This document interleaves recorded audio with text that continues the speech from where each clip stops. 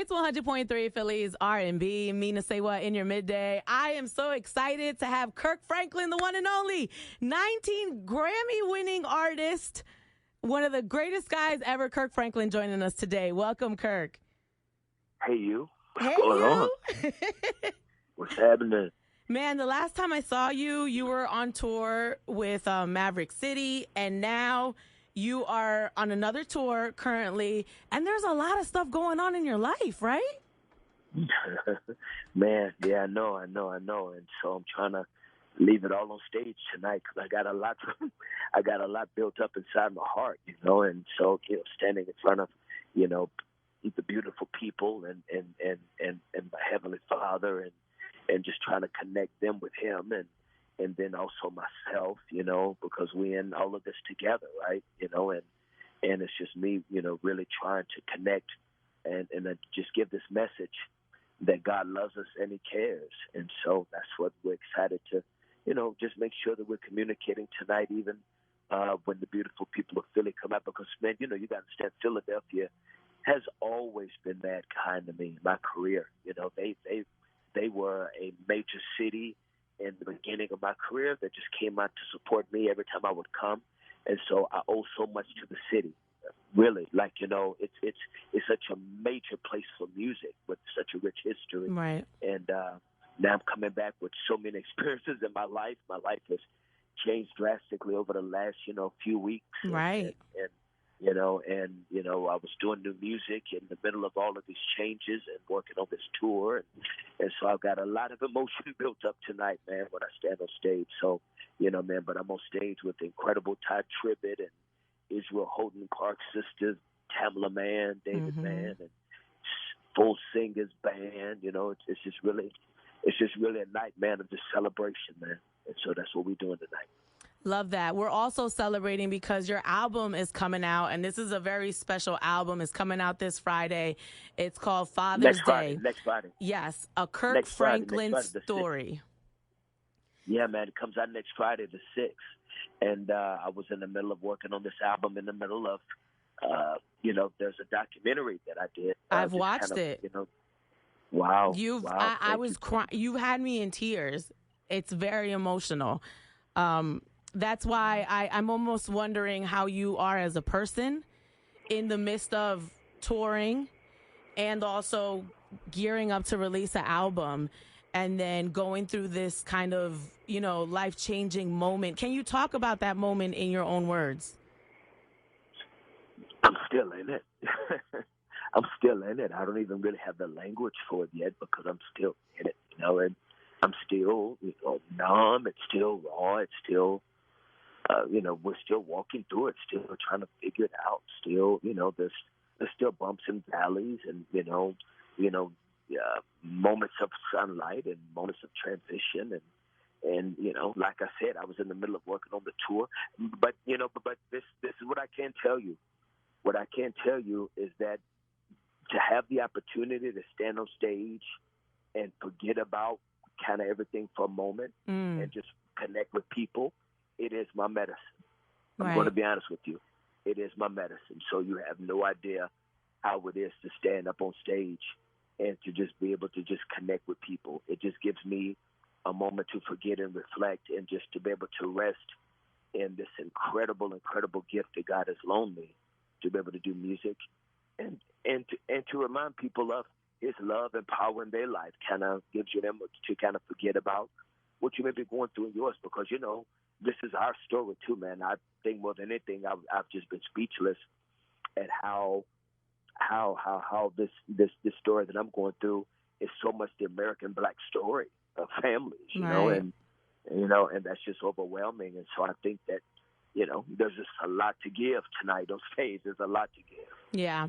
So in the midst of you working, you actually decided for the first time to video the behind the scenes of your music sessions, and how God would have it while you're filming. You find out in your personal life that the person who you actually thought was your father that passed away is actually not your father. And your biological father lives minutes from you, and you have not known your whole life.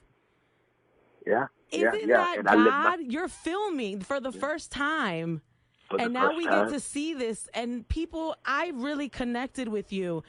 And people get to connect with you in a way, maybe they might be going through similar situations.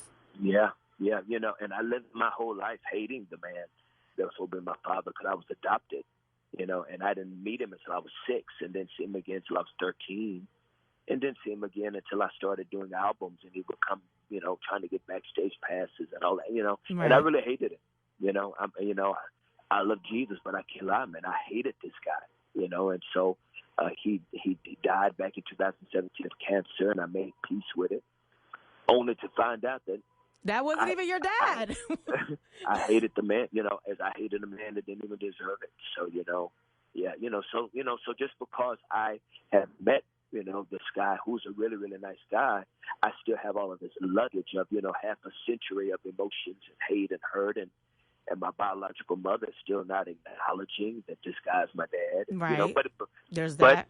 but again, but again, it's a bigger story because so many people have gone through this and are going through this. Man, you'd be amazed how this is unfortunate, dysfunctional normality Mm. for our people in this Yeah. country.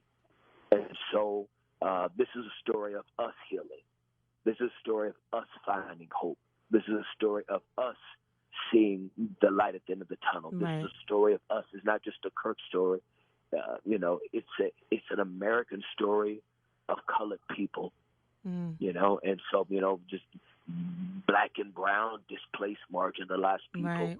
who have gone through just a myriad of traumas, even religious trauma, even church trauma, Mm-hmm.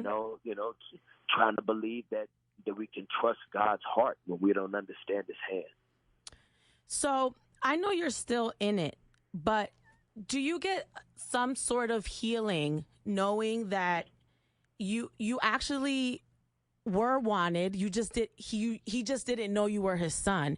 It wasn't like he knew with the father that you thought was your father. You could feel unwanted, right? But this man, it wasn't like he didn't want you. He just didn't know he was your father. Does that offer some sense of healing of because I was really emotional when you were singing that song, I want to be someone's son. I thought that was Yeah, a really yeah. powerful moment. And it's like, you are someone's son. He didn't know, so he wants you. Does that offer you some kind of healing yet? That's a beautiful question. Once again, uh,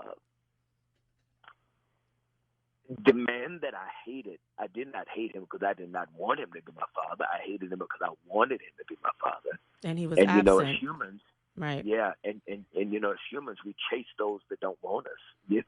And so uh, even though I'm introduced to love, it doesn't mean that you know how to respond to it just because you're introduced to it. Mm. If you have a history of not knowing what it is just because you see it, it's almost like, if you live in a third world country where the food is not prepared well and the water is not filtered well, just because you take that person from a third world country that's lived their entire life to like a 5-star restaurant, it doesn't mean that they're automatically going to go, "Ooh, this is good." Right. It's going to take them a while It's a to process. know. Adjustment. It's a process, and it just happened. You got to remember what you saw is Happened like happening a to month someone ago. else. Yeah, Like 2 months yeah, ago. I think it was like July or yeah, something. I was like, damn, yeah, this just yeah, happened and it's yeah. already out in the documentary. It's just happened. It's just happened, and and for me, I was in the middle of making the album. Right. So for me, I'm not good. Like my wife tells me all the time, I'm horrible at compartmentalizing. Mm. So it's like I couldn't go through that and go, okay, well, I'm gonna put that to the side and let's do Jesus music. It's like, Right. that impacted the art.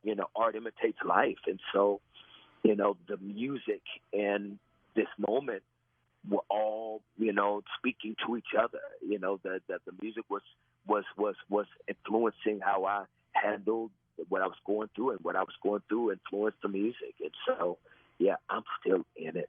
I'm Yeah. still in it, and just like a lot of people, once again, I don't, one thing that has been the illumination for me that has also been heartbreaking for me is you have no idea how many stories. You have no idea how many men are speaking to me next to me on the treadmill Yeah. in the gym, tears in their eyes.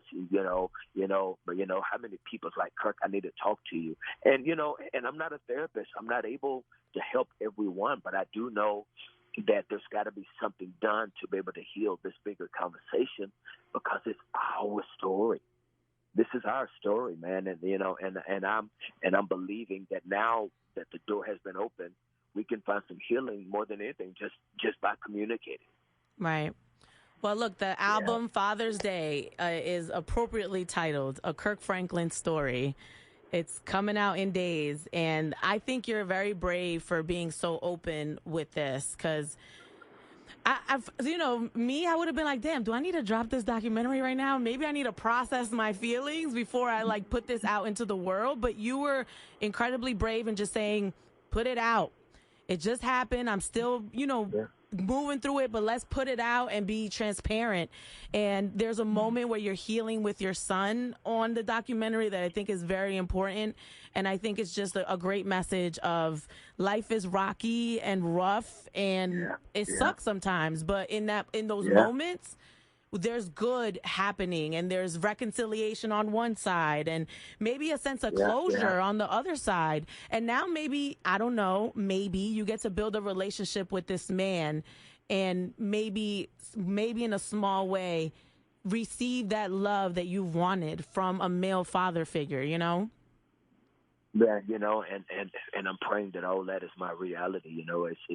It's one day at a time because everybody's having to adjust. Right. He's having to adjust. He has a daughter. She's having to adjust. Yeah. Imagine Kirk Franklin's my brother. Out of nowhere. Like, that's bizarre.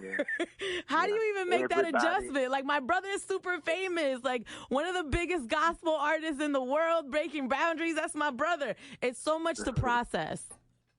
Yeah, it is. Yeah, it is. And once again, I can only imagine what others have had to process too. Yeah. So I am now part of a bigger community.